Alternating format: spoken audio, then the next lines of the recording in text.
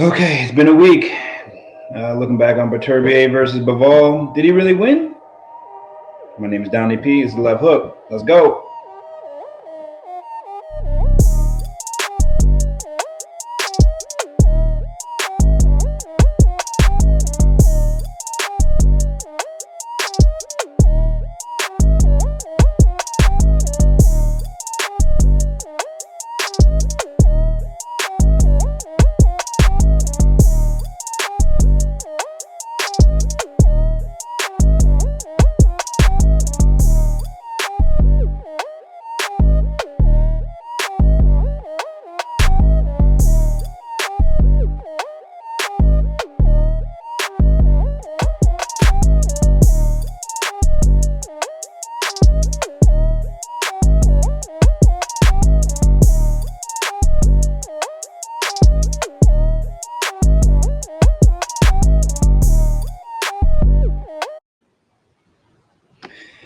Okay, so it's been a week now. Did Bivol or did Beterbiev really beat Bivol?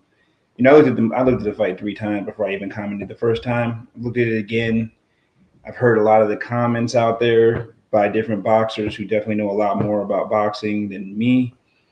And yes, the answer is still the same. Beterbiev still won. 116 to 112 is a great score. I could see it being 115 to 113. And the thing is that going back to how the judges had it, they all pretty much had all the rounds the same. There was just a little bit of discrepancy between one round and maybe another round. So that's why you had 114, 114. That's a 2 round difference between 116 and 112. You also had 113, 115. That's a 1 round difference. And then you had 116, 112, which I think is the correct score. But like I said, I do commend the judges on that. It was a tougher fight to call, probably just because if you have knowledge on what both guys do, you can definitely see that both guys weren't really able to do what they normally do. I guess for me, who was out of their game plan the most? I mean, Bivol by far. Bivol's a come forward fighter. He didn't come forward at all, and that doesn't mean anything. Just because you come forward and you're getting pot shot all day, that doesn't make you win. You lost if you're coming forward and you're taking clean punches after clean punch after clean punch. But Beterbiev was coming forward. He threw 280 more punches, and Bivol had to keep his guard up and not return fire far too often for far too long, which made him lose. Okay.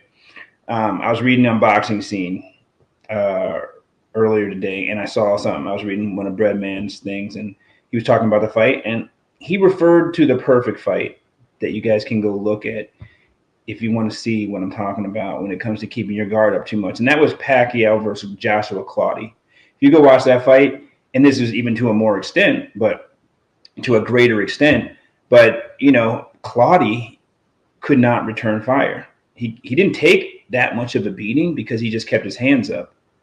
But that's all he did. He just kept his hands up. He went into the corner and just put his hands up. He didn't return fire. Bivol threw, 20% more probably than Clottey did.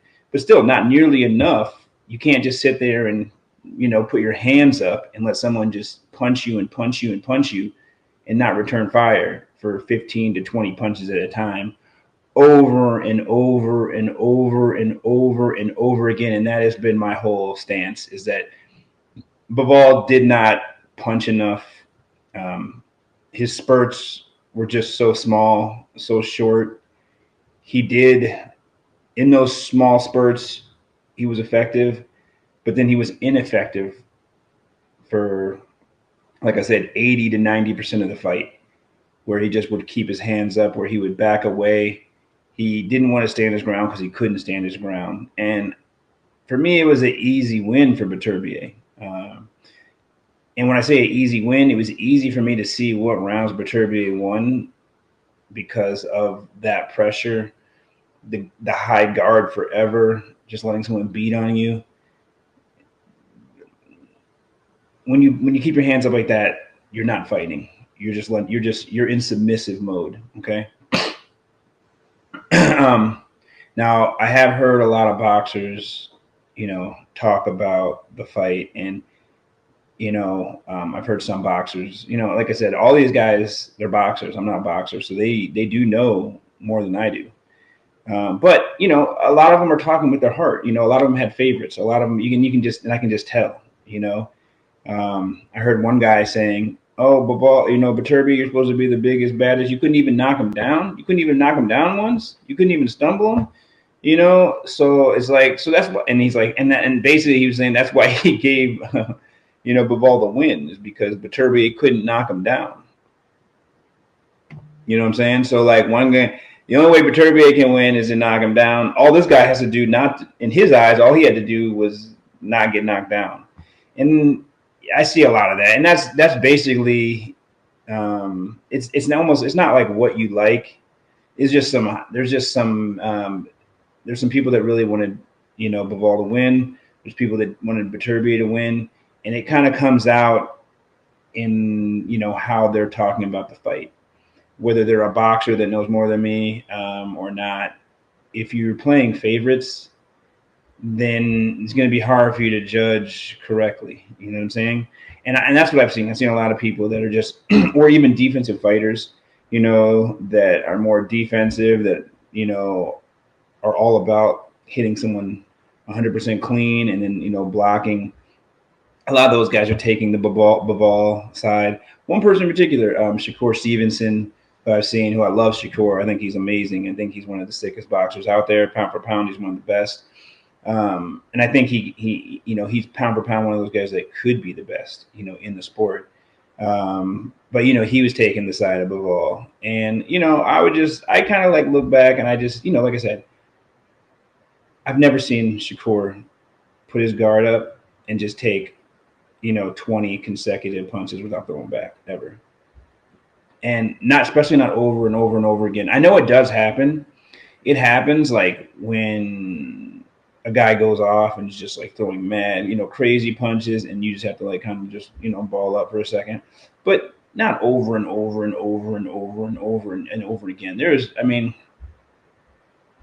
I'm just going to throw something out there, but it seemed like, Beterbiev, every round, Beterbiev multiple times would have him just high. And with the exception of the first two rounds and probably the seventh round, which he did very well.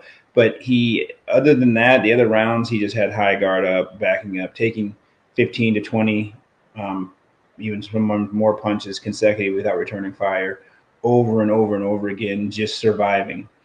You lose when you do that, for me. You can't just sit there and keep your hands up. I mean, Artur could do the same thing. He just sit there and keep his hands up and just not throw back. And you can't win a round like that. And then again, like I said, I don't believe in the punch stat numbers whatsoever as far as connect percentage, right? We look at Bivol's face. We look at Beterbiev's face. I know that's not the way you do it either. That's not like, doesn't mean someone won or lost either. But I see 280 or 260 more punches thrown. That's 61% more punches thrown. That's how much busier he was. Not only that, he had the guy going backwards the entire time. And the guy, when he was going backwards, the guard was up and he was just taking punches without returning. That's beating someone down. That's bullying someone beyond recognition. They can't throw back. That's why he didn't get stopped. So, it's again, nothing changed for me. Very easy fight for me to score for Beterbiev. Some of the rounds were closer. Some of the rounds were more competitive. But all I have to do is kind of see Bivol with his hands up for like 80% of the round and backing up. When it comes to what Shakur was seeing in there or how he graded that fight, I think if he were to go watch that again, maybe with the sound off or something, like I think he would think differently. And also, like, again with Shakur, I think is the best defensive fighter since Floyd, for sure. I haven't seen anyone be able to like avoid punches in the pocket like him since Floyd, and he does it maybe even better than Floyd. So I definitely take Shakur knows, he knows how to fight. Obviously, he knows the boxing game. He knows what he's seeing in the ring. But again, I will also comment on, I heard a lot of people also, saying that it was a very pro Bivol broadcast. You know what I'm saying? And I think I do think that one of the guys up there was definitely pro Bivol, and I even said I pro Bivol, and I even said that like during my first video how 12th round, Beterbiev is beating Bivol around the ring, and I hear this guy say, "We've never seen anyone manhandle Beterbiev like Bivol is," and it was like, "What do you? He's getting beat around the ring." You listen to what Timmy was saying. Timmy was breaking it down, though. So that's the thing. Like even though I didn't agree with Tim's initial stance on who won the fight, Tim went back and watched the fight again, and he scored it 115, 113 for Beterbiev. And he had one round in there, I think the third round, which he said he thought it was Bivol's round. I thought that was Beterbiev's round, but still, iffy round. Very iffy round for him. So he did end up going back and scoring it for Beterbiev. I think like Tim being the professional that he is, up there with another guy who's a professional, you're trying to work with your co-host, right?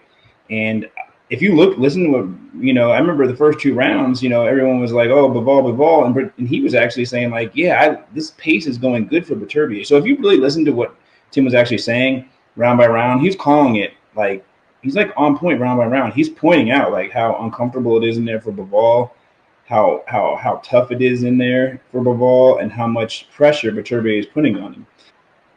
At the end of the fight, you could hear Tim go, oh, Bivol is happy that is over, like to something to that effect. So Tim is actually, if you listen, it's too bad you can only listen to Tim, because Tim is actually telling you exactly pretty much is what's going on in the ring. Whether he thought one guy won the round or not, he's like minute by minute, second by second, the depiction of actually what's going on in the ring is completely accurate by Tim. So I will say he thought, he did think Bivol kind of won, I think, at the end of that fight, if I'm not mistaken. But he was also like, I think, he said, who would you rather be? Meanwhile, his co-host was so pro Bivol that, like, I mean, it could have got uncomfortable up there. You know what I'm saying? Like if Tim is just not being the professional he is, in my opinion. Now I don't know, but like I said, he called the fight like round by round, what was actually going on in the rounds, I think pretty accurately. You know what I'm saying? But again, for me, Beterbiev won that hands down. There's no way there's no way I could possibly give that fight to Bivol. No way. Not for me. Now, I don't blame anybody else, especially after that. If you watch that fight, with the sound, hearing the other announcer, I can kind of see anybody like making a mistake. But like I said, go. Tim even said, go ahead, watch that sound off. Watch that fight sound off, and then tell me who won that fight. Tell me who won that fight. You know what I'm saying? Who was getting the better of who? If you're gonna rate it like, whoever, if Beterbiev can't knock the guy down, then Beterbiev lost. Then that's the only way you can give it to Bivol, in my opinion. But if you're going to rate it like these are two evenly matched fighters, we don't know who they are. Let's just watch this fight and see what it happens. Pretty easy for Beterbiev for a win for me. But please leave a comment. I'd like to hear. Is anyone or people out there watching this still thinking Bivol? Most people thinking Beterbiev. I'd love to hear your comments. Like, subscribe if you like. But I appreciate anybody who's watching regardless. That's pretty much it. Left hook. We out.